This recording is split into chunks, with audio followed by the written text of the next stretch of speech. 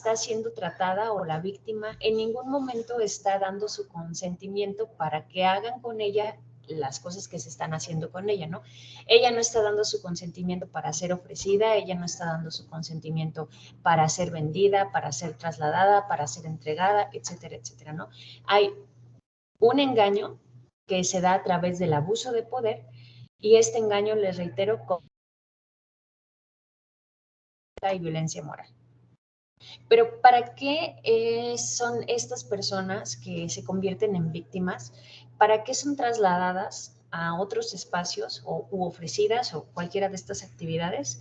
Bueno, la ley reconoce a nivel federal, ¿no?, 5 formas de trata de personas. Una de ellas es los trabajos o servicios forzados. Es decir, una persona que está haciendo actividades económicas que no quiere hacer. Les reitero, acá no hay un consentimiento. Está siendo forzada a ello, independientemente de qué tipo de trabajo sea, pero la realidad es que los trabajos o servicios forzados generalmente se dan en plantaciones agrícolas o en fábricas, en líneas de producción masivas. Una segunda forma es la esclavitud o las prácticas análogas a la esclavitud, ¿no?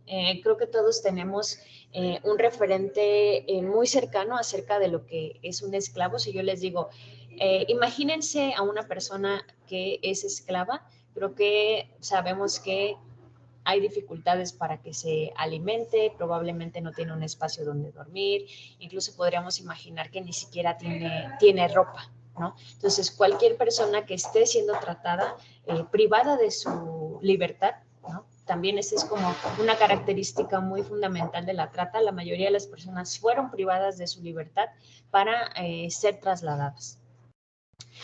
Una tercera forma de trata de personas es la servidumbre. La servidumbre es cuando hay una persona que hace todos los servicios por nosotros. Esta forma de la trata es muy común, pero también es muy invisibilizada. Es decir, creo que también, así como les reiteraba, que todos tenemos la idea de qué es cómo es, ¿no? O cómo podemos identificar que una persona es esclava. También todos podemos identificar a una persona que hace servicios, que generalmente son servicios domésticos, ¿no? Mandados y este tipo de cosas por alguien más. Y existe esta figura de la muchacha, ¿no? La muchacha o la señora que hace la limpieza en alguna casa, ¿no? O que trabaja haciendo limpiezas en diferentes domicilios. Esta forma de trata de personas, les decía, entonces desde allí está como visible el espacio en el que se da, pero invisibilizada porque muchas veces pensamos que todas estas personas que trabajan haciendo servicios domésticos lo hacen desde que eligieron hacerlo, ¿no? Y no que fueron captadas a través de una situación de trata de personas, como que hayan sido engañadas ofreciéndoles otro tipo de trabajo o que hayan sido intercambiadas por sus familias para pagar alguna especie de deuda y que entonces tenga que hacer los servicios por los demás. Otra forma, y creo que es la más fácil de reconocer y la más común en la trata de personas, es la explotación sexual.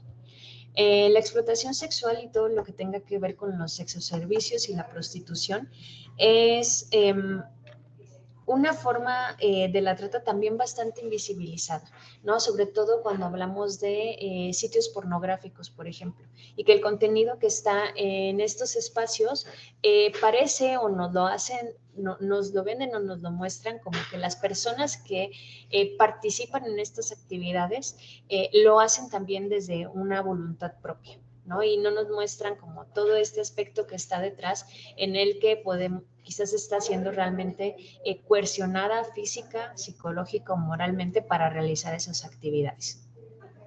Y bueno, la ley reconoce una última forma de trata de personas que es la extirpación de órganos. Creo que también esto ha sido en nuestro país bastante hablado, ¿no? Vedado quizás en algunas ocasiones, pero bastante común en el sentido de que podemos encontrar historias de secuestros de niñas, secuestros de niños, secuestros de personas adolescentes, ¿no? Para vender los órganos en el mercado negro. Y creo que también todos hemos bromeado alguna vez, ¿no? Con estas cuestiones como, ay, ¿de verdad ocupo un riñón o estaría bien que lo intercambien, ¿no? En el mercado negro por dinero. O sea, sabemos que estas prácticas existen, las usamos para bromear, pero no nos ponemos a revisar todo el contexto que hay detrás de estas prácticas. Ahora, en el estado de Querétaro, el Código Penal del estado de Querétaro reconoce una sexta forma de trata de personas. Esta sexta forma de trata de personas es la experimentación biológica. Es decir, que alguien sin mi consentimiento experimente con mi cuerpo, ya sea dando ciertos fármacos, mutilándolo, haciendo operaciones, ¿no? Cualquier situación que tenga que ver con la modificación de mi cuerpo sin mi consentimiento, porque he sido engañado a través de un abuso de poder, con violencia física, moral o psicológica, vamos a entenderlo también como trata de personas. Y permítanme cambiar. No sé si hasta aquí alguien tenga alguna duda.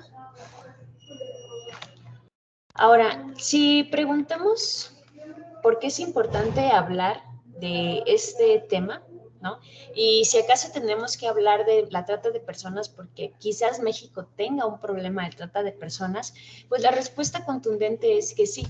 De acuerdo a la Oficina de las Naciones Unidas para el control de las drogas y la prevención del delito que hay en México, así como todos los estudios que se han hecho por parte de la Comisión Internacional de Derechos Humanos, vamos a encontrar que México es un país que tiene diversas características a partir de su posición geográfica que lo hacen tener un problema de trata, no solamente en el sentido de que México sea el origen de la trata, es decir, que aquí en nuestro territorio nacional las personas estén siendo,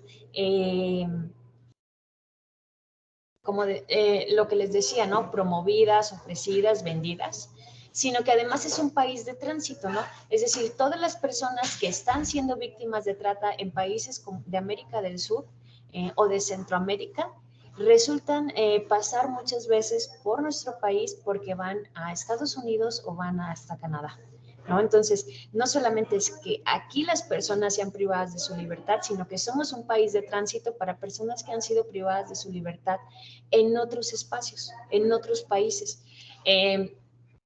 Y además somos un país de destino, es decir, aquí en México hay personas que se benefician de la trata de personas, que solicitan para sí, que promueven para sí, que compran para sí a las víctimas, ¿no? Y entonces personas de otros países pueden llegar a quedar y residir en México a partir de este delito.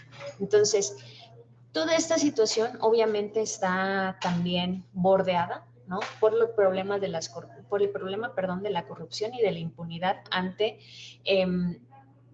los casos que se han presentado ya, que han sido denunciados y que no han sido resueltos, ¿no? Más la corrupción y todo este problema del crimen organizado, donde pues los cárteles tienen bastante que ver también en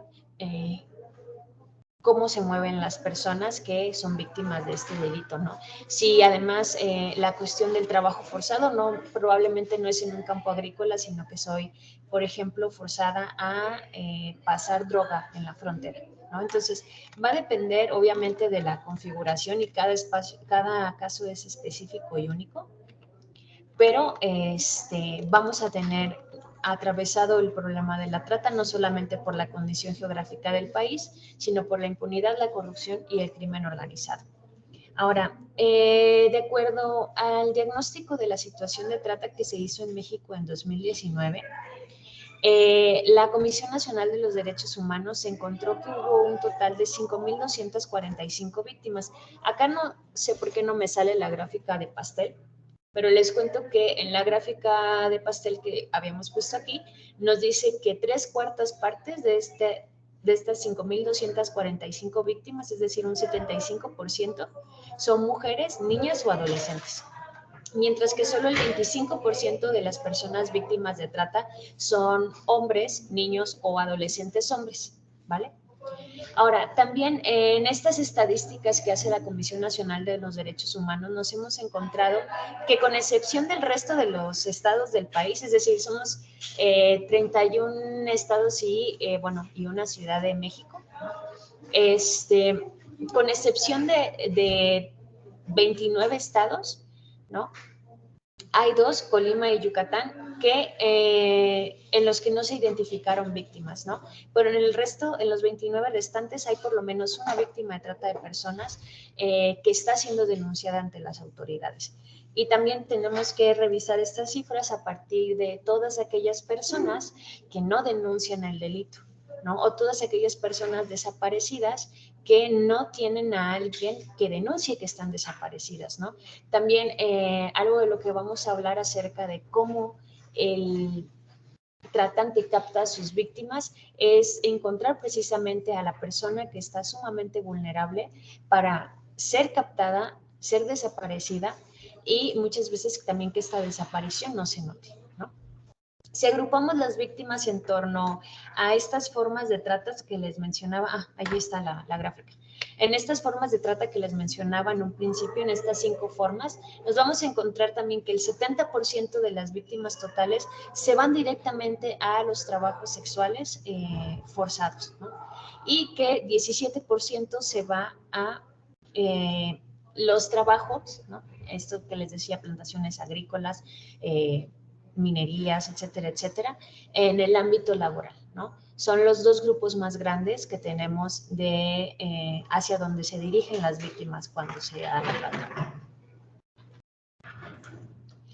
Ahora, diferenciar el tráfico y la trata de personas es también vital para poder decir, ¿no? Esta situación con la que me estoy encontrando es trata o no es trata, ¿no? Y lo digo porque se parece bastante. Cuando hablamos del tráfico, también hablamos de cruzar fronteras, también hablamos de trasladar personas de un lugar a otro, ¿no? Y les decía, la trata tiene también este matiz en el que la persona es trasladada de un espacio a otro, no importa si es de una casa a otra, pero hay un traslado en contra de su voluntad, ¿no? Que se da a partir de la privación de la libertad de la misma. Ahora, la relación de la víctima en la trata de personas, o sea, la víctima y el tratante, les decía que esta relación es coercitiva, ¿no? Se da por medio del engaño y la violencia. En el tráfico de personas no es así. En el tráfico de personas, la relación del traficante con la víctima es una relación voluntaria. Es una relación en la que la víctima está contratando el servicio del tráfico, ¿no? Hay una persona que quiere cruzar a otro país, tomemos la figura del tratante como los coyotes o los polleros, ¿no? Hablando sobre todo de la frontera que tenemos en el norte con Estados Unidos, ¿no? El traficante es esta persona que ayuda a cruzar al otro lado del país, ¿no? Y sabemos que eso generalmente tiene un costo. Pero la persona que se acerca para ser traficada lo hace por voluntad propia, contrata el servicio y le pide al traficante que lo ayude a cruzar la frontera, ¿no? Mientras que en la trata de personas no es así. Hay un engaño para privar a la persona de su libertad. Y ya hablando del engaño, pues estamos diciendo que no se está dando mi consentimiento ni para ser privada de mi libertad, y mucho menos para ser trasladada a otro espacio físico. Ahora, en la trata de personas no es necesario que se crucen fronteras, ¿no? En la trata de personas tal vez yo vivo en, no sé, la colonia Centro y resulta que me subieron a una camioneta, me amordazaron y de repente desperté en otra colonia. No sé qué colonia es, pero sé que no salí de la ciudad, ¿no? O en su defecto salgo de la ciudad, ¿no? Me privan de mi libertad aquí en Querétaro y resulta que me voy a Guanajuato. Pero no necesito salir del país para hablar de que se trata de una situación de trata, vaya.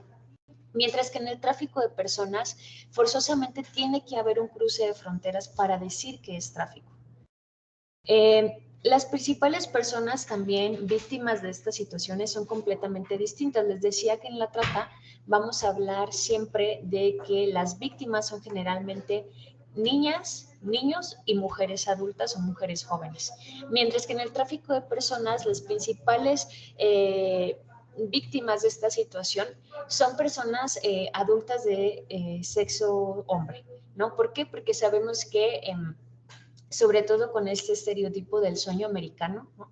De salir, de cruzar la frontera para tener un mejor trabajo, para poder solventar las condiciones de mi hogar, ¿no? Económicas, que recaen siempre sobre los hombres a partir de los estereotipos de género, donde tienen que hacerse cargo económicamente del sustento de sus familiares, ¿no?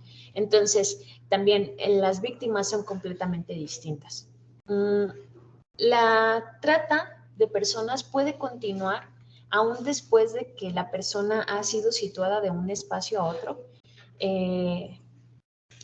No termina aún después de que la persona ha sido trasladada de un espacio a otro. Es decir, si me captaron aquí en Querétaro y me movieron a Yucatán, ¿no? El hecho de que yo llegue a Yucatán porque esa persona ahí había pagado por mí, vamos a hablar de que no se termina allí la situación de trata porque ya llegué, sino que es como el preámbulo y realmente empieza la situación de trata en el momento en el que llego a Yucatán y me van a poner a trabajar en alguno de estos servicios, ¿no? Privada de mi libertad. Ahora, en el tráfico de personas es completamente distinto. Una vez que se da el cruce de fronteras, la persona paga por el servicio, ¿no? Generalmente se hace por adelantado, pero una vez que se cruza la frontera, esta figura del pollero o del coyote le dice, bueno, adiós, ¿no? Y regresa a México, mientras que la persona tiene que seguir sola su camino desde cierto punto para asegurar su subsistencia, ¿no? Y bueno, les decía, el tráfico tiene una transacción económica, ¿no? Mientras que en la trata no hay una transacción económica. Y la relación entre la víctima y el tratante, les decía, es compleja, es prolongada, es violenta, mientras que la relación en el tráfico es un poco más pacífica y se termina inmediatamente cuando se llega al destino. Ahora, las personas más vulnerables, hablábamos, son mujeres, niñas, niños y finalmente hombres. Sin embargo, estas personas vulnerables no son captadas solo porque sí, ¿no? Hay lugares específicos donde es mucho más sencillo ser víctimas de este delito. Y paradójicamente, los mismos lugares o estos mismos espacios donde es más sencillo ser captada o captado, también es mucho más sencillo encontrarnos con personas que son captadas, perdón, que han sido captadas o captados, aunque no lo sepamos, ¿no? Es decir, que tal vez vamos, por ejemplo, a un club nocturno o a un bar, ¿no? Y resulta que allí es por las condiciones de quizás estar alcoholizada o alcoholizado, ¿no? No estar en un estado completo de conciencia, hay más probabilidades de que me capten, ¿no? Que le pongan algo a mi bebida y a partir de ahí me puedan privar de mi libertad. Pero curiosamente puede haber allí alguna mujer, ¿no? Sobre todo, que esté trabajando de manera forzada en ese bar porque ha sido víctima de trata, ¿no? Lo mismo en los burdeles, en los table dance, en algunos restaurantes, en hoteles de ciertas modalidades, establecimientos de masajes, y les decía fábricas y plantaciones agrícolas. Es decir, si yo estoy en uno de estos espacios, es muy sencillo o es más sencillo que me capten, pero también son espacios llenos de personas que ya han sido captadas para esta situación de trata, ¿no? Sobre todo, les decía, los trabajos forzados y los trabajos sexuales. Ahora, ¿cómo es que un tratante, ¿no? Atrae a su víctima o cómo es que la engaña, qué tipos de engaños se utilizan para que caiga en esta situación? Porque les aseguro que si a todos desde un inicio nos dijeran, por ejemplo, que en realidad el trabajo que nos están ofreciendo no es, no sé, voy a hablar también desde las víctimas mujeres, que son las más, ¿no? No es un trabajo de secretaria, sino que es un trabajo de sexoservidora. O sea, si al inicio en vez de decirme es un trabajo de secretaria con este horario, con este sueldo, ¿no? Con estas prestaciones, me hubiesen dicho, la realidad quiero que seas sexoservidora, te vamos a obligar a trabajar 16 horas al día, no vas a ver tu dinero. O sea, nadie en sus 5 sentidos aceptaría ese tipo de trabajo, ¿no? ¿Qué pasa acá? Tiene entonces que haber un engaño, ¿no? Y no solamente en el sexo servicio, sino también en los trabajos forzados, en la servidumbre, en el hecho de que me puedan extirpar un órgano, ¿no? No pueden llegar y decirme, para eso quiero tu cuerpo, ¿no? Sino necesita haber un engaño de por medio. Ahora, estos engaños generalmente son ofertas de trabajo que no son ciertas o que son ciertas solo en cierta parte, ¿no? Es decir, bueno, sí te voy a llevar a trabajar a una plantación agrícola, pero tal vez te dije que una vez que llegaran allí ibas a tener tu propia casa, que ibas a tener un sueldo de X cantidad de dinero, que ibas a tener prestaciones, que te podías traer a tu familia y iba a haber una escuela para tus hijos, etcétera, etcétera. Y resulta que yo accedo al trabajo, ¿no? Y sí, llego a una plantación agrícola, pero todos dormimos en un galerón, y cuando digo todos me refiero a 100, 200 personas. Hay un solo baño para todas esas personas, no hay camas, no hay escuela para los hijos, al contrario, las esposas y los hijos también tienen que ponerse a trabajar, ¿no? Entonces, la oferta de trabajo es cierta en cierta parte, pero no se revela la autenticidad. Lo otro es que no sea cierta de ninguna manera, ¿no? Imaginen que encontramos una publicación en Facebook, ¿no? Que también es ahora muy común ver ofertas de trabajo en las redes sociales, ¿no? Y solo dice que ocupan a una chica para que trabaje en cierta oficina, vienen los teléfonos, el supuesto sueldo, las supuestas prestaciones y el espacio donde va a ser la entrevista. Y resulta que llegas al espacio de la entrevista y cuando estás escuchando lo que te dice el entrevistador es un trabajo completamente distinto con un sueldo completamente distinto, ¿no? O resulta que llegas a la entrevista en ese domicilio al que fuiste y no es un espacio de oficina, ¿no? Es una casa. Es una casa en medio de una colonia habitacional, o sea, no hay ninguna oficina. Y entonces ahí se vuelve peligroso siquiera entrar a una casa en la que no conocemos, que no sabemos quién está ahí, etcétera, etcétera. Entonces las ofertas de trabajo es una gran forma de captar, ¿no? Sobre todo si tienen promesas de remuneración económica muy alta, ¿no? Una buena remuneración económica. Y a veces incluso las encontramos y desde que las leemos se ven sumamente descabelladas, ¿no? Trabajo de lunes a viernes de 8 de la mañana a 2 de la tarde, 15,000 pesos mensuales, más prestaciones, ¿no? Y así como solo de lunes a viernes, solo en ese horario, y no sé, tal vez las actividades que vemos detalladas ahí tampoco son como requieren, por ejemplo, de alguna especialización, y entonces desde allí ya se vuelve sospechosa la oferta de trabajo, ¿no? Ahora, otra forma que tiene también que ver y está ligado con lo económico o con el éxito por lo menos, es decir, que los sueños que tiene la víctima se van a hacer realidad, ¿no? Que los pueden hacer realidad. Esto se da cuando el tratante identifica personas que quieren ser actrices, cantantes, modelos, como este éxito público, ¿no? Y que a partir de allí puede tomar la postura o fingir, ¿no? Que es un manager, que es un productor, una productora, un fotógrafo, una fotógrafa, que tiene contactos en el medio, que nos va a ayudar a que vayamos a la Ciudad de México y hagamos un casting, ¿no? Entonces, les decía, el tratante siempre se va a presentar como una figura que no es la del tratante, ¿no? Va a adoptar otras figuras que nos hagan confiar, establecer un vínculo, y cuando ya tengamos la confianza, o cuando ya se haya ganado nuestra confianza, mejor dicho, es entonces cuando va a ocurrir la situación de privarnos de nuestra libertad, ¿no? Otra forma es simple y sencillamente, pues, privarnos de la libertad, que es el secuestro, ¿no? Que vayamos por una calle y de repente pase un carro, llegue una persona o ya nos estuvieron vigilando porque siempre utilizamos la misma ruta, nunca cambiamos de ruta, siempre pasamos el mismo día, la misma hora, con los audífonos a todo volumen, ¿no? Y no prestamos atención del medio externo y entonces es mucho más sencillo ser captada o captado. Otra forma es hacer creer que se va a ayudar a cruzar la frontera del país, es decir, que el tratante se haga pasar por un traficante. Y entonces tú vas voluntariamente, contratas el servicio del traficante, pagas porque supuestamente te va a llevar a Estados Unidos o a cualquier otro país, quizás una frontera del sur. ¿Y qué sucede? Sí te ayudan, sí aparentemente sí te ayuda a cruzar, pero resulta que nunca obtienes tu libertad de vuelta. Sí te ayudaron a llegar a Estados Unidos, pero ahora que llegas a Estados Unidos tienes un trabajo forzado, ¿no?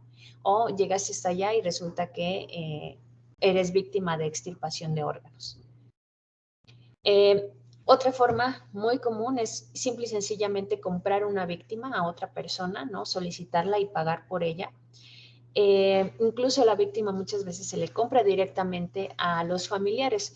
Y esto sigue sucediendo en nuestro país, en comunidades rurales, sobre todo hacia el sur, donde todavía se puede cambiar a una mujer por unas gallinas, por una tierra, por unos cuantos pesos, por unas vacas, por alfalfa, ¿no? Intercambiarla para darles bienes a la familia y quedarse con ella, ¿no? Generalmente son niñas y adolescentes las que son intercambiadas de esta forma. Y la otra forma que también es muy común es enamorar o proponer matrimonio. El tratante, ¿no? Se hace pasar por una persona, nos conquista, por una persona que está enamorada de nosotros, nos conquista, ¿no? Y a partir de allí propone matrimonio, ¿no? O simple y sencillamente nos dice que nos vayamos a vivir con ellos o con ellas, que cambiemos de ciudad, que quizás no es de aquí, que soy, no sé, de Puerto Vallarta y entonces ya me voy a regresar, pero te amo mucho y quiero que regreses conmigo. Y resulta que me voy a Puerto Vallarta y allá me ponen a trabajar como sexo servidora, ¿no? Y no es como que me ponga a trabajar a alguien más, sino esta misma persona que está enamorando, proponiendo matrimonio. Es muy común en nuestro país. A veces siento que esta estrategia suena como muy exagerada. O la concebimos como muy exagerada porque pensamos que las personas que nos aman no nos harían daño, ¿no? Pero recordemos que precisamente lo que está ocurriendo acá es un engaño para poder captar. Hay una película mexicana muy interesante que se llama, si no mal recuerdo, Las Enamoradas, y es precisamente sobre una situación de trata de personas que se da, a las chicas las captan en la Ciudad de México, ¿no? Les proponen matrimonio y se las llevan a Tijuana. Y digo a las chicas porque es un solo chico que este es el modo de operación, ¿no? Viaja de Tijuana a la Ciudad de México, capta a una chica, la enamora, le propone matrimonio, se la lleva a vivir a Tijuana con él. En cuanto llega, porque está toda la familia de él involucrada en esto, en cuanto llega, tanto la mamá como el papá del chico hacen lo necesario para ubicarla en cierto hotel, en cierta zona. Él regresa a la Ciudad de México y busca otra chica a la que pueda captar. ¿Qué pasa acá? ¿Cuáles son los factores de riesgo para que esto suceda? Bueno, los factores de riesgo son económicos, sociales y criminales, ¿no? En los económicos tiene mucho que ver con situaciones de pobreza, desempleo o expectativas de cambio para tener una vida mejor, ¿no? Las víctimas en este caso siempre el tratante identifica, ¿no? Que tienen escasos recursos económicos o que tienen, quizás no tengo escasos recursos económicos, pero aspiro a una vida exitosa, por ejemplo, ¿no? O aspiro a una vida que tenga bastantes beneficios materiales o más de los que tengo en este momento. Y si a eso le sumamos que también se fijan en que las víctimas tengan una educación mínima, ¿no? que vengan de una situación de desintegración familiar o que no haya unidad social en el espacio donde viven. Esto sobre todo en esta parte del enamoramiento, ¿no? Si la víctima es una chica que tiene una familia que está desligada, ¿no? O una familia en la que se sufre violencia familiar, es mucho más sencillo que acceda ante la petición de alguien que supuestamente la ama, ¿no? A moverse o a estar con él en otro espacio. También la discriminación o todos estos factores de género que son los roles y los estereotipos abonan a tener más riesgo de ser captada o captado. Y se le suma lo que decía al inicio, ¿no? Los factores de riesgo criminales, el crecimiento de la delincuencia organizada, la deficiencia del sistema jurídico, el hecho de que haya impunidad, es decir, que se haya comprobado realmente el delito, que se tengan las personas que lo cometieron, pero que no se castigue como tal. La corrupción y también la falta de denuncia ciudadana, que es como un círculo vicioso, ¿no? La gente no denuncia porque cree que todo es corrupto, porque cree que es impune, porque sabe de la delincuencia organizada, porque siente que el sistema tiene deficiencias jurídicas, pero la falta de denuncia hace crecer también todos estos otros factores criminales. Y bueno, ¿cómo se controlan las víctimas? ¿No? Porque muchas veces las víctimas están en el espacio público y podríamos pensar, ¿no? Por ejemplo, si pensamos en las sexoservidoras, ¿no? Podemos encontrarlas en el espacio público y podemos pensar, bueno, es que están allí, pasan bastante tiempo aparentemente sin vigilancia o solas, se podrían ir en cualquier momento, ¿no? Si están en la vía pública, podrían correr, podrían pedirle a un policía que las ayude. ¿Por qué no sucede esto? ¿Por qué la víctima sigue en la situación de trata? Bueno, muchas veces las víctimas están realmente privadas de su libertad, ¿no? Y aunque parezca que no hay nadie que las vigila, realmente hay todo un sistema de vigilancia hacia ellas que tiene dentro de sí violencia física, violencia psicológica, violencia sexual, violencia económica y violencia patrimonial. Además, hay constantes amenazas de ser denunciadas ante las autoridades. Esto sobre todo cuando la víctima sí ha cruzado una frontera que obviamente se hizo de manera ilegal y no hay documentos probatorios como pasaportes, como visas, ¿no? Que me den la libertad de estar en ese país. Y muchas veces las víctimas son amenazadas con ser denunciadas a las autoridades y pues ser dejadas a las manos de las autoridades, ¿no? Sabemos que lo que puede pasar es con la deportación, pero por ejemplo, si estoy trabajando como sexoservidora y en ese país el sexoservicio está penado por la ley, entonces también tendría otro tipo de problemas, no solamente una cuestión de deportación. Entonces son amenazadas constantemente con ser denunciadas a las autoridades para que les suceda lo que les tenga que suceder, dependiendo obviamente del espacio en el que están y de la actividad que están realizando. También sucede la violencia, les decía, patrimonial. Generalmente los tratantes retiran todas las identificaciones, todo el documento y también violencia económica, todo el dinero, con el que ellas puedan, pues miren, sencillamente pedir, subirse a un camión, pedir un taxi para ir a hacer una denuncia, ¿no? Y además, supongamos que logré de alguna manera juntar un poco de dinero que puedo pedir un taxi para que me lleve a fiscalía, pero si no tengo mis identificaciones o mis documentos oficiales conmigo y llego a fiscalía y quiero poner una denuncia, no me la van a tomar, ¿no? En ese momento no, va a tener que haber todo un proceso para que yo acredite mi identidad y que se cercioren que la persona que digo que soy, sí soy, para que me puedan tomar una denuncia, ¿no? Entonces, esta de retirar los documentos que no me puede identificar, incluso sabemos que hasta para subirnos a un autobús tenemos que mostrar una credencial que diga que sí somos quienes somos, ¿no? Entonces, limita la huida. Se les priva de su libertad, no se les deja salir de cierto espacio en ciertas horas, nunca se les deja salir de los espacios, ¿no? Esto sucede mucho con el sexoservicio, simple y sencillamente las mujeres o chicas son llevadas a casas o son llevadas a hoteles, ¿no? Donde pasan allí 24/7, ¿no? Encerradas en una habitación. También hay constantes amenazas en hacerle daño a los familiares, ¿no? Si tú te escapas, si tú dices algo, así como fue fácil captarte a ti, puedo ir por tu hermana, podemos hacerle algo a tu mamá, ¿no? Sabemos dónde vive, sobre todo también si ya retiraron nuestros documentos con nuestros domicilios, ¿no? Sabemos dónde viven, ya los hemos vigilado, sabemos a qué horas van a la escuela. Y ahora, como estas víctimas no quieren que nadie más, ¿no?, pase por esta situación, mucho menos alguien cercano, pues también limitan la parte de hacer una denuncia o de escapar. También generalmente hay abuso de sustancias en el sentido de que al inicio se les otorgan con facilidad alcohol, drogas,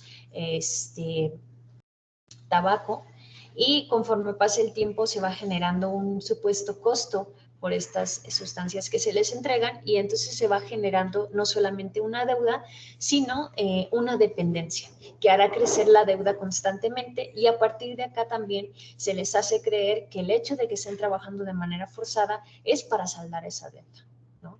Esto de saldar deudas también se da muchas veces cuando hay niñas o niños que quedan huérfanas, y que algún familiar se los lleva a vivir con ellos, y bueno, sabemos que asumen la responsabilidad económica de esa persona, y a partir de allí se les forza muchas veces a hacer ciertos trabajos, generalmente son de servidumbre, para que salden estos gastos que se están haciendo en ellos y que no se tenían contemplados porque no son sus hijos reales, por decirlo de alguna manera.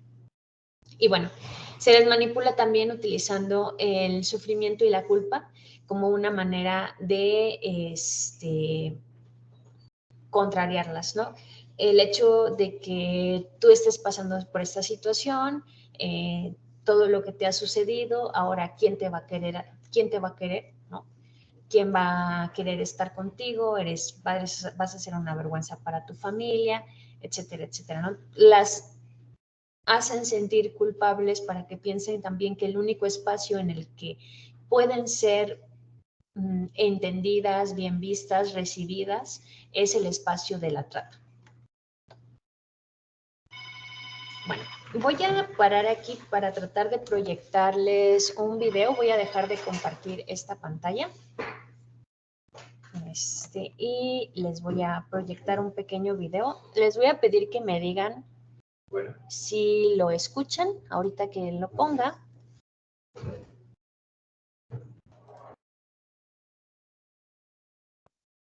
Okay. Entonces, le voy a dar play y me dicen si lo escuchan, por favor.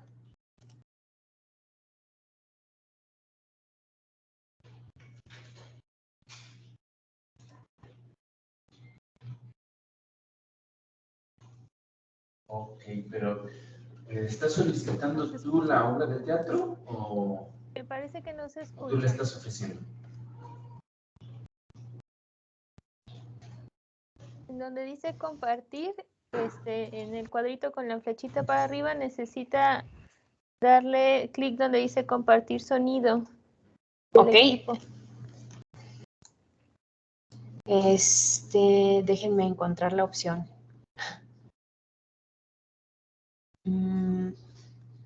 Es que casi no utilizamos esta plataforma y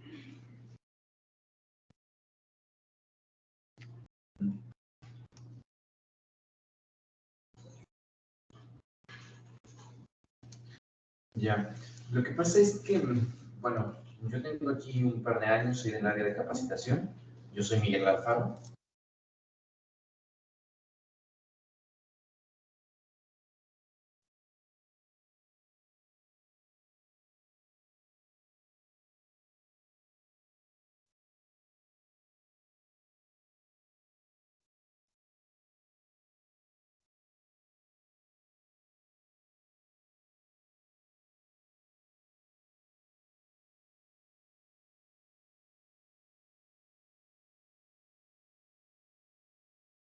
ay, no encuentro la opción de compartir sonido. No sé si alguien sepa dónde está y me lo pueda decir. Si no, voy a pegar también aquí en el chat el enlace Este video que me interesa mostrarles cuenta, bueno, son dos chicas sobrevivientes de trata que hablan acerca de cómo fueron captadas, también cómo fueron en este caso obligadas a seguir en una situación de trata y cómo lograron salir de ella, pero las consecuencias que tiene ahora para sus vidas el hecho de haber sido víctimas de trata, ¿no? Entonces, híjole, no encuentro acá No encuentra... Si gusta, lo puedo proyectar. aunque no se escuche. No, si gusta, lo puedo proyectar con sonido. Ya tengo el video. Ah, ok, sí, por favor, muchas gracias.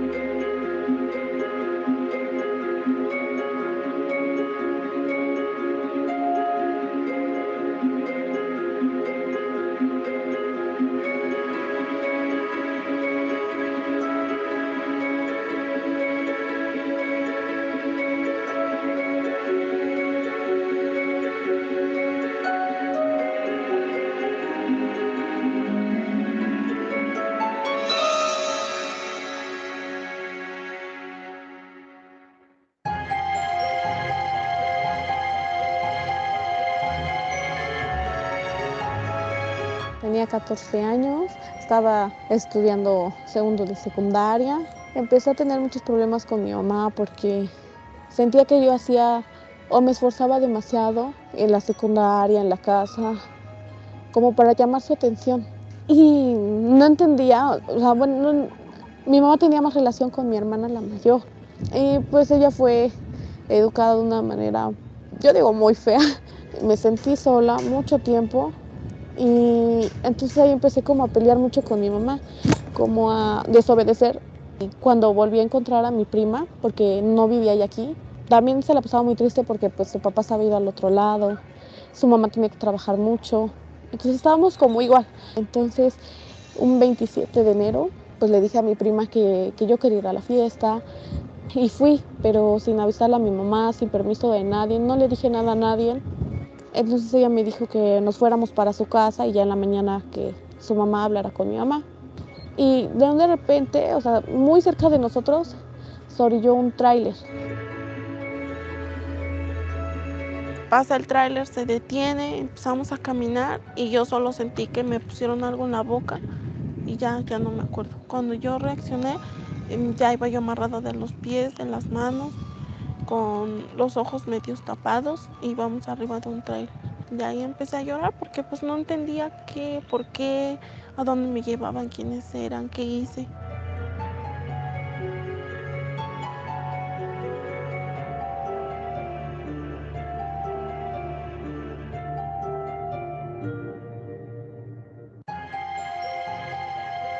Ellos se metieron en un municipio como este y todo era cerrado, no veías aquí carretera, nada. 4 días nos dejaron en esa casa, en una colchoneta donde pasaban las ratas junto de nosotras. Ahí teníamos que hacer el baño sin comer, nada más con una jícara de agua que era agua de caño. Al cuarto día en la noche, esta señora abre la puerta y nos saca de ahí y nos pregunta que si teníamos hambre. Yo contesto que sí, mi prima también dice que sí y dice, bueno, qué bueno para que entonces empiecen a trabajar para que puedan comer. Y cuando ella entró con su hermano, a mí me lleva a su hermano y Yasmín se queda con mi prima. De ahí yo ya no la veo. Y entonces me empieza a decir que de ahora en adelante, pues yo iba a hacer todo lo que ella me dijera, porque si no, así como había sido de fácil de haberme llevado con ellos, era de fácil regresar y llevarse a otra persona de mi familia, o matar a mi mamá o a mi papá. No me dijo de qué íbamos a trabajar, ni me dijo el por qué yo estaba ahí. Cuando yo le digo que sí, él se sale un rato y regresa con ropas bien cortitas, que primero no me quería poner y me pegó. Tú vas a trabajar como sexoservidora. Le dije, no sé qué es eso. Y ella me dijo, me refiero a que vas a vender tu cuerpo. Se estaba drogando enfrente de mí. Se salió, regresó a la media hora, regresó con una botella en la mano, estaba tomando mucho. Cuando ella entra con 3 de sus hermanos, con su novio y con otros hombres que luego cuidaban los cuartos. No dije nada, pero cuando llega el momento en el que ella me dice que para trabajar de sexoservidora tenía que saber qué es lo que iba a hacer, que ella me iba a enseñar, que yo iba a aprender y que me iba a gustar. O sea, estaba tan loca. Su novio me empezó a golpear. Y ese día dejé de creer, dejé de vivir, dejé de llorar. Porque lo más traumante para mí fue que siendo una niña de 14 años, siendo virgen, no sabiendo nada ni de la sexualidad, ni siquiera de haber tenido un amigo al cual agarrar la mano, pasé a ser violada por todas esas personas. Eran 20 hombres, eran peor que unas bestias, peor que unos animales, violando al mismo tiempo a una niña de 14 años. O sea, uno de ellos podía ser mi papá o mi familia. Y no dije nada, no me pude defender, nadie me ayudó. Ella se burló de mí. Ella decía que yo lo merecía, que para eso llegué a ese lugar, que, o sea, a mi mamá ni siquiera le importaba. Y pensé que solamente me habían querido para eso, pero no. Y me dijo que pues que tenía que trabajar. Y dice, lo mismo que hiciste aquí, vas a hacer en un bar. Primero pasamos con un cuarto como con mujeres ya así pues grandes, y ya después un callejoncito y seguía otro cuarto con puras así niñas, así como yo. Y ya después se acercó un señor cuando yo llegué y me dijo que cuánto cobraba. Yo estaba llorando y espantada, y no le quise responder ni le pregunté de cuánto cobraba, de que no le dije nada. Entonces él se va con Daniel porque Daniel estaba en la puerta y no sé qué le dijo. Y ¿Daniel era el que te cuidaba? Sí, y entonces no sé qué le dijo y él regresa conmigo y me jala del brazo y me dice que si no hacía yo lo que el señor decía, que yo se las iba a pagar. O que si yo no quería hacer eso, dice, entonces te va a gustar que tu hermanita, la más chiquita, lo venga a hacer. Me metieron a un cuarto y ahí fue donde el señor estuve con él. Bueno, tuvimos relaciones, pero fue muy feo. Fue una experiencia muy fea, muy fea. Yo tenía 14 años.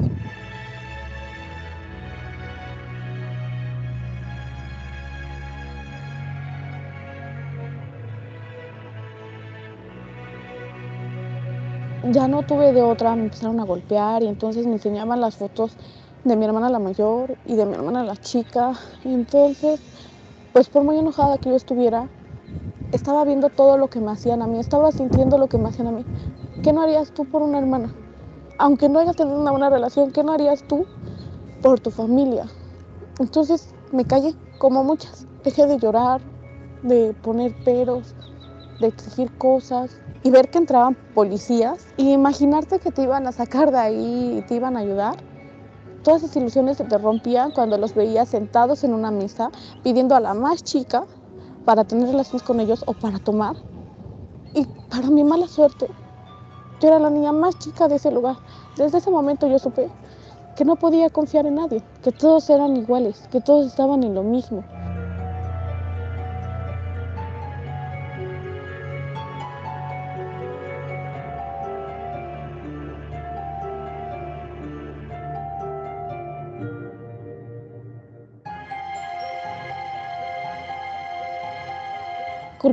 Culpables los que abren esos lugares, culpables los que abren un bar, pero más culpable es un señor que paga por una niña. ¿Estás de acuerdo que si ellos no fueran a pagar dinero por una niña, esto no existiría? O sea, culpables los meseros que se callan por recibir más dinero, culpables los porteros que te amenazan, los dueños de los lugares que te pegan, culpables todos. Aquí no hay inocentes, no, ni meseros, ni dueños de bares, ni policías, aquí nadie es inocente, porque yo lo vi, porque a mí me lo hicieron. Culpables son todos ellos.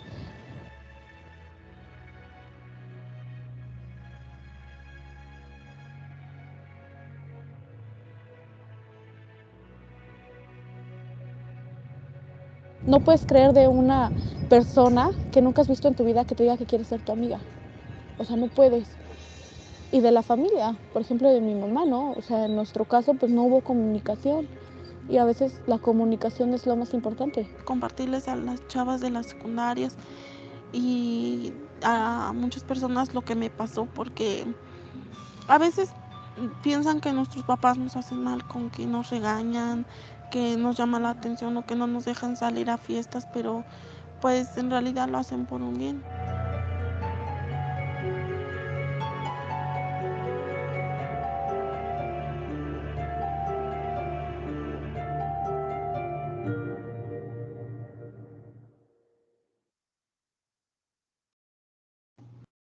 Gracias. Bueno, este es un documental videográfico que hace Forbes. Tiene una primera parte con otro testimonio, solo que es un poquito más largo, no nos iba a dar el tiempo, pero lo pueden también, digo, si les interesa seguir sobre el tema, está también disponible en la plataforma de YouTube. Y bueno, creo que además retrata pues de manera bastante cruda, ¿no? La situación, el primer testimonio también es de una chica mexicana, entonces es algo que sucede en nuestro país. ¿Cómo, bueno, perdón, acá el título no es no es cómo se controlan las víctimas, es a dónde podemos acudir si tenemos conocimientos, si tenemos sospechas, si queremos hacer una denuncia sobre algo que nos parezca que va en relación a la trata de personas. Bueno, tanto las leyes, les decía, son de manera estatal, de manera nacional y de manera internacional, ¿no? Este delito al cruzar fronteras está visto por no solamente el Estado mexicano, sino el resto de los países. Y bueno, podemos acercarnos desde un nivel estatal a la Defensoría de los Derechos Humanos del Estado de Querétaro, podemos acercarnos a la Comisión Nacional de Derechos Humanos en el país. También existe la Procuraduría Social, de Atención a las Víctimas de Delitos o Províctima, y la Fiscalía Especializada para los Delitos de Violencia contra las Mujeres y la Trata de Personas, que esta es una fiscalía que depende exclusivamente de la Procuraduría General de la República. Ahí ustedes en la pantalla pues pueden ver los sitios, los espacios para hacer las denuncias, sus números telefónicos, todos tienen un número gratuito al que se puede llamar para denunciar y bueno, también sus direcciones. Y la otra opción pues es el Instituto Queretano de las Mujeres, ¿no? También como un primer acercamiento para ser asesorados o asesoradas sobre una denuncia de este tipo. Les recuerdo que se cuenta con abogadas y con psicólogas, ya sea para la orientación legal o la contención psicológica, y están tanto aquí en General Mariano Reyes número 17 en la Colonia Centro, a través de la línea T-Mujer o en alguno de los módulos, de los 18 módulos que existen en el estado, en cada municipio, ¿no? En cada cabecera municipal. Aquí en Querétaro hay 3, está también uno en la Fiscalía 4 y también hay uno, si no me equivoco, en Epigmenio González. Entonces son los espacios a los que podemos acercarnos. La línea funciona todo el día, todos los días. También allí hay abogadas y psicólogas que pueden dar la orientación. No sé si hasta acá nos quedan apenas unos minutos, pero no sé si alguien tenga alguna duda, algún comentario, algo que quiera que tal vez no haya quedado claro o algún comentario que se quiera hacer sobre esto. Por mi parte yo estaría terminando y sería todo. Les agradezco mucho su tiempo y su atención y su ayuda con el video también. Muchísimas gracias por su tiempo, por su explicación, un tema muy interesante que nos concierne a todos. Chicos, muchas gracias por su participación. Maestras, muchas gracias por el tiempo de su clase para tener esta plática. Agradecemos mucho su asistencia. La grabación bueno, la sesión fue grabada. Si requieren el video, pues con mucho gusto se los compartimos. Muchísimas gracias y que pasen una bonita mañana. Que estén muy bien. Gracias, igualmente, bonito día. para todos. Hasta Feliz luego. fin de semana.